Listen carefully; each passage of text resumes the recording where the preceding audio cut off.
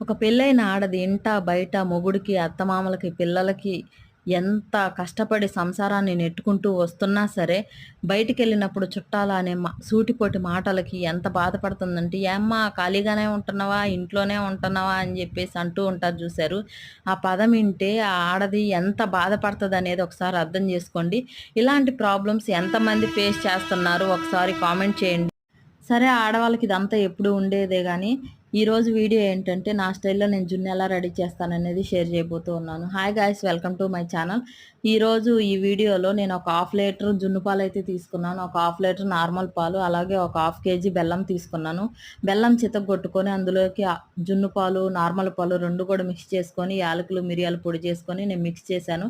టోటల్‌గా ఇదంతా గూడా ఏదైతే నలకలు గాని ఇవన్నీ ఉంటాయో అవన్నీ పోవడం కోసం నేనైతే నీట్‌గా వడకట్టి పెట్టేసుకున్నాను. ఈ జున్ను ఎందుకు ప్రిపేర్ చేస్తున్నాను అంటే, ఫస్ట్ మా ఇంట్లో ఏదైతే గేదె ఈనుతుందో, ఆ గేదె పాలు ఏదైతే జున్ను పాలు ఉంటుందో అవి మేము ప్రసాదం లెక్క ఇట్లా జున్ను ప్రిపేర్ చేసి అమ్మవారి దగ్గర మా ఇంటి దగ్గరలో ఉండేటటువంటి గుడి, ఆ గుడిలో మేము ప్రసాదంగా అయితే ఇస్తాము. సో, అందుకోసం ప్రిపేర్ చేస్తూ ఉన్నాను. ఈ పాలని నేను ఒక పెద్ద గిన్నె తీసుకొని దాంట్లో వాటర్ యాడ్ చేసుకొని పాల గిన్నెని నా గిన్నెలో పెట్టేసేసాను.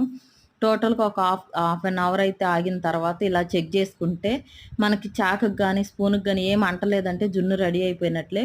ఫైనల్లీ జున్ను అయితే రెడీ అయిపోయింది. పక్కా కొలతలతోటి చాలా టేస్టీగా వస్తుంది. మీరు కూడా ట్రై చేయండి. నేను చిన్న చిన్న పీసెస్‌గా కట్ చేశాను ప్రసాదంగా ఇవి కోసం. ఓకే. సబ్స్క్రైబ్ చేసుకోండి. Bye bye.